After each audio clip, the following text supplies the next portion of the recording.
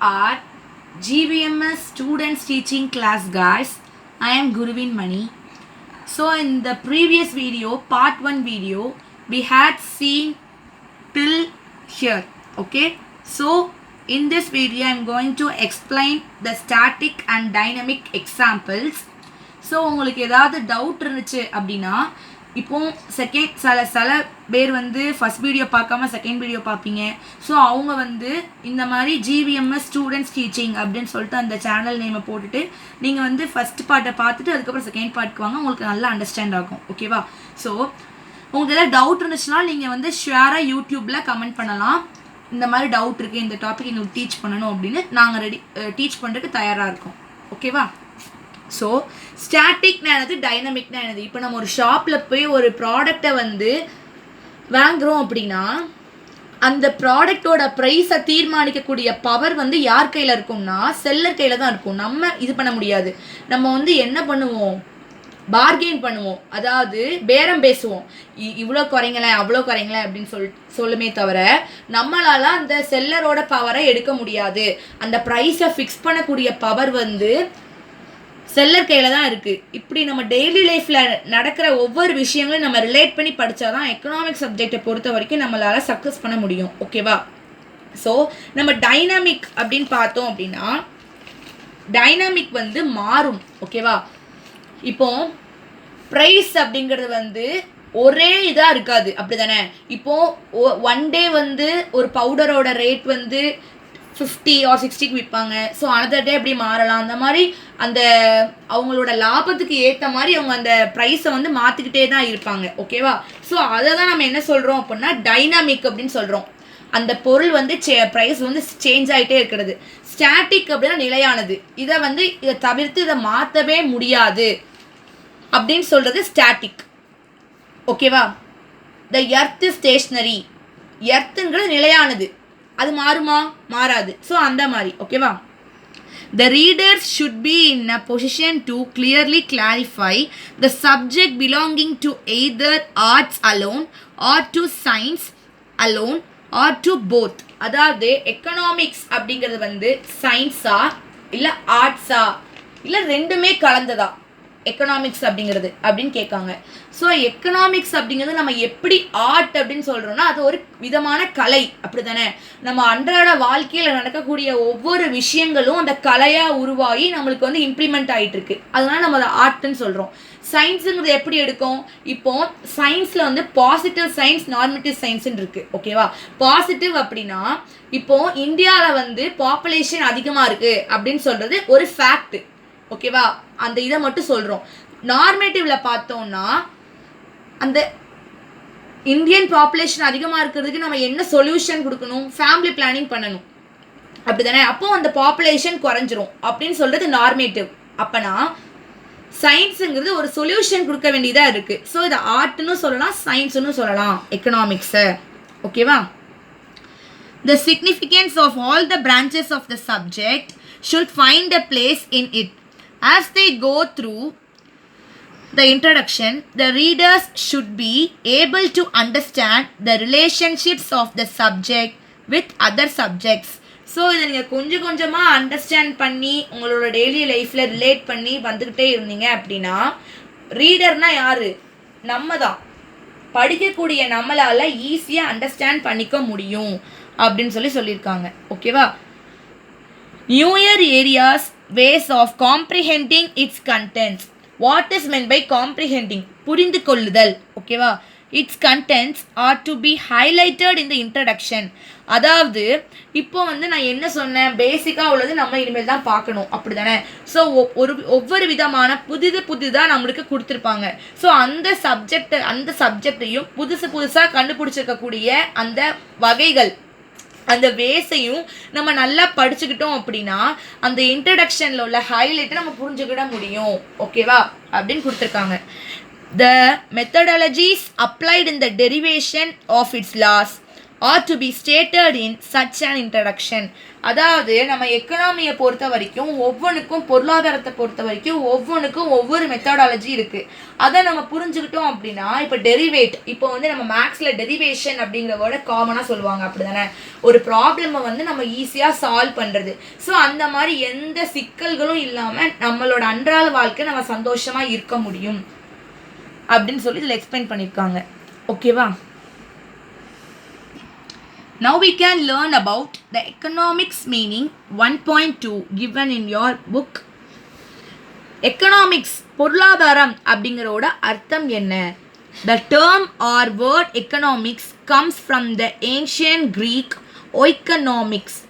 Oikos means household and nomos means management, custom or law. அதாவது இந்த பொருளாதாரம் அப்படிங்கிற வார்த்தையை யார் கொண்டு வந்தாங்க அப்படின்னா, பழங்காலத்தில் இருக்கக்கூடிய கிரேக்கர்கள். ஓகேவா? அந்த கிரேக்கம் பேசக்கூடிய அந்த ஆட்கள் தான் இந்த பொருளாதாரம் அப்படிங்கிறத அதை டிரைவ் பண்ணி கொண்டு வந்திருக்காங்க. இதை வந்து ஓய்கனாமிக்ஸ் அப்படின்னு சொல்லுவோம். இந்த ஓய்கோஸ் அப்படிங்கிறத வந்து ஹவுஸ் ஹோல்டுன்னு சொல்லுவாங்க. நோமஸ் அப்படிங்கிறத மேனேஜ்மெண்ட், அப்படி இல்லாட்டி கஸ்டம் ஆர் லா அப்படின்னு சொல்லுவாங்க. ஸோ இதுக்கு ஒரு நல்ல எக்ஸாம்பிள் என்ன அப்படின்னா, ஹவுஸ்ஹோல்ட் மேனேஜ்மெண்ட். ஓகேவா? ஸோ ஹவுஸ்ஹோல்ட் மேனேஜ்மெண்ட், இப்போ நம்மளோட ஹவுஸை நம்ம எக்ஸாம்பிள் எடுத்துக்கிடுவோம்.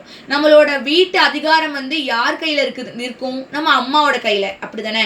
ஹவுஸ்ஹோல்டு மேனேஜ்மெண்ட் அப்படின்னா வீட்டில் நடக்கக்கூடிய எல்லா இதையும் நிர்வாகம் பண்ணக்கூடிய ஒரு பவர் இருக்கக்கூடியது நம்ம அம்மா கிட்ட. ஸோ நம்ம அப்பா வந்து எந்த திங்ஸ்லாம் நம்மளுக்கு வேணும் அப்படிங்கிறது நம்ம அம்மா வந்து நம்ம அப்பாட்ட சொல்லி விடுவாங்க. நம்மளோட அப்பா வந்து அந்த டெய்லி லைஃப்பில் நடக்கக்கூடிய விஷயங்களை நம்ம யூஸ் பண்ணக்கூடிய ப்ராடக்ட்ஸ் எல்லாம் வாங்கிட்டு வருவாங்க. ஸோ அதை யார் நிர்வாகம் பண்ணி கொண்டு போவா? அம்மா தான். அதே மாதிரி சாவி கொத்து அப்படின்னு சொல்லுவாங்க. சாவி கொத்து வந்து நம்ம அம்மாவோட கையில் தான் இருக்கும், அப்படி தானே? ஸோ இந்த அதிகாரம் ஃபுல்லாகவே அப்பா கிட்ட போகாது. அப்பாவோட வேலை என்னது? திங்ஸ் வந்து வாங்கிட்டு வந்து கொடுக்கறது. அம்மா சொன்ன வேலையை அவங்க வந்து வாங்கிட்டு வந்து கொடுப்பாங்க. அவங்க சம்பாதிக்கிற பணத்தை கொண்டு வந்து கொடுப்பாங்களே தவிர வீட்டில் என்ன நடக்குது, ஒரு லேடிஸ் வந்து எப்படி வீட்டை மேனேஜ் பண்ணி கொண்டு போகிறாங்க, எப்படி அட்ஜஸ்ட் பண்ணுறாங்க, எந்த திங்ஸ்லாம் காலி ஆகிட்டு எந்த திங்ஸ்லாம் என்ன மிச்சம் இருக்குது அப்படிங்கிறது வந்து நம்மளோட ஃபாதர்ஸ்க்கு வந்து தெரியவே தெரியாது, அப்படி தானே? ஸோ அந்த ஹவுஸ் ஹோல்ட் மேனேஜ்மெண்ட் அப்படிங்கிறத என்ன மீனிங்னு சொல்லி அண்டர்ஸ்டாண்ட் பண்ணிக்கோங்க. ஓகேவா? Thus the term economics means management of household. So இந்த household management அப்படின்னு தனித்தனியாக கொடுத்துருந்தாங்க. ஸோ இதை தான் நம்ம என்ன சொல்கிறோன்னா management of household அப்படின்னு சொல்கிறோம். The subject was earlier known as political economy, is renamed as economics in the late 19th century by Alfred Marshall. அதாவது இது வந்து ஒரு 2 மார்க் கொஸ்டின். ஃபர்ஸ்ட் கொஸ்டினாக இருக்கும், எக்கனாமிக்ஸ் அப்படிங்கிறதுக்கு மீனிங் எழுதுங்க அப்படின்னு சொல்லி கொடுத்துருப்பாங்க. ஸோ அதில் என்ன கொடுத்துருக்காங்க அப்படின்னா, இந்த எக்கனாமி அப்படிங்கிறத வந்து முன்னாடி உள்ள காலத்தில் பொலிட்டிக்கல் எக்கனாமி அப்படின்னு சொல்லி சொல்கிறாங்க. பொலிட்டிக்கல்னா என்னது? அரசியல் சார்ந்த பொருளாதாரம், புரியுதா? பாலிடிக்ஸை உள்ளே கொண்டு வர்றது. ஸோ அந்த விதமான பொருளாதாரம். இதை வந்து எப்படி ரீநேம் பண்ணுறாங்க, இப்போ பண்ணியிருக்காங்க அப்படின்னா எக்கனாமிக்ஸ். இது வந்து 19th century 19வது செஞ்சுரியில் வந்து ஆல்ஃப்ரெட் மார்ஷல் அப்படிங்கிற ஒருத்தரால் கொண்டு வரப்பட்டிருக்கு. ஓகேவா? Now we can move on to 1.3 economic its nature. அதாவது இதோட தன்மை, அதை பற்றி பார்ப்போம். The nature of a subject which refers to the content and how and why they find a place in the subject. அதாவது இதோட தன்மை வந்து எதை குறிக்குது அப்படின்னா, எதோட கண்டென்ட்டை, எப்படி, ஏன், இது எந்த மாதிரியான இதில் வந்து பிளேஸ் ஆகும் அப்படிங்கிற கொஸ்டின்ஸ் வந்து ரைஸ் ஆகுது.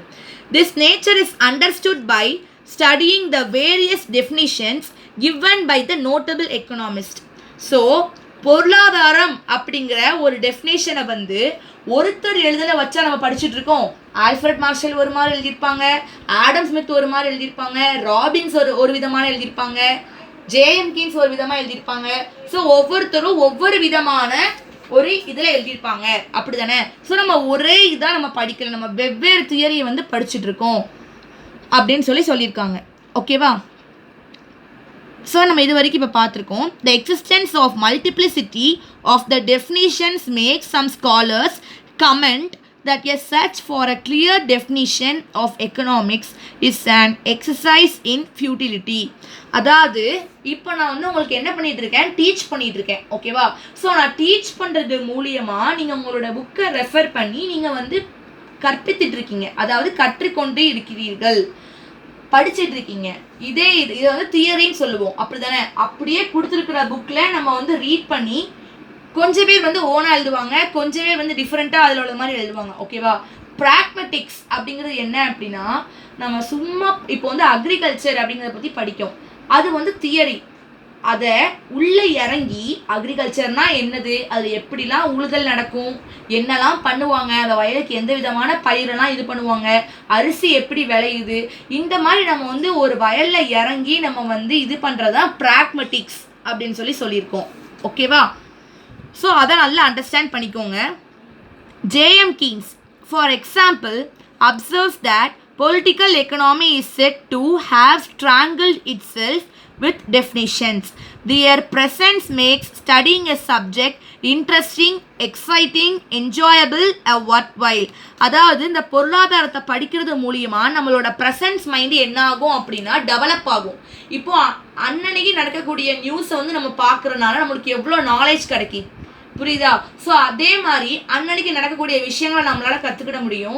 அதே மாதிரி பொருளாதாரம் அப்படிங்கிறத நம்மளோட அன்றாட வாழ்க்கையில் சார்ந்து அதை கம்பேர் பண்ணி நம்ம இது பண்ணோம் அப்படின்னா எக்கனாமிக்ஸ் அப்படிங்கிற ஒரு சப்ஜெக்ட் கிடையாது, நம்ம வாழ்க்கையில் நடக்கக்கூடிய நம்ம ஃபேஸ் பண்ணக்கூடிய ஒரு பெரிய கஷ்டமான ஒரு விஷயமா திகழுது. ஓகேவா? So next line, in fact their presence in a social science subject in a clear growth of science. It indicates that there exists freedom for people associated with such as science to formulate fresh definitions. These associate, appreciate and makes use of the opportunity afforded to them and come up with a plethora of definitions saying the more the merrier. So நம்ம இந்த definitions எல்லாம் படிக்கிறது மூலியமாக பொருளாதாரம் அப்படிங்கிற ஒரு இதில் வந்து நம்மளோட நாட்டில் வந்து நம்மளுக்கு எந்த விதமான சுதந்திரமும் இல்லாமல் இல்லை. நம்ம சுதந்திரமாக விட்டுட்டாங்க. நம்மளுக்கு பிடிச்ச பொருள் நம்ம வாங்கிக்கலாம், குவாலிட்டி, குவான்டிட்டி, அதாவது தரம், அளவு, இதை பொறுத்து நம்ம வாங்கிக்கலாம், எந்த விதமான தடையும் நம்மளுக்கு இல்லை. ஓகேவா? அதே மாதிரி ஆப்பர்ச்சுனிட்டி, நம்மளுக்கு ஒரு சான்ஸ் கிடச்சிருக்கு, நம்ம இந்த சான்ஸை நம்ம எப்படினாலும் பயன்படுத்திக்கலாம் அப்படின்னு சொல்லி கொடுத்துருக்காங்க. Each definition represents a unique generalization. A wide variety of definitions paves the way to arrive a near complete agreement on the subject matter of economics. அதாவது இப்போ நம்ம பொருளாதாரத்தில் நடக்கக்கூடிய ஒவ்வொரு விஷயங்கள் டெஃபினிஷன்ஸும் நம்மளுக்கு ஒவ்வொரு விதமான மீனிங்கை தர்றது. ஓகேவா? ஸோ அதே மாதிரி ஒவ்வொரு டெஃபினிஷன்லேருந்து நம்மளுக்கு ஒரு என்னமோ ஒன்று நம்ம புதுசாக ஃபீல் ஆகிற மாதிரி இருக்கும், ஒரு பிரைட்னஸ் கிடைக்கும். ஸோ அது மூலியமாக நம்ம அந்த பொருளாதாரத்தை வந்து நல்லா வழி நடத்தியும் நம்மளை அதை பற்றி அறிஞ்சு கொண்டு போகலாம் அப்படின்னு சொல்லி கொடுத்துருக்காங்க. Okay students, in this video we had seen about the intro and economy meaning and economics it's nature. In another video we can see the next type. If you have any doubt, you can surely comment in our YouTube channel. We will surely clear your doubts. Thank you for watching.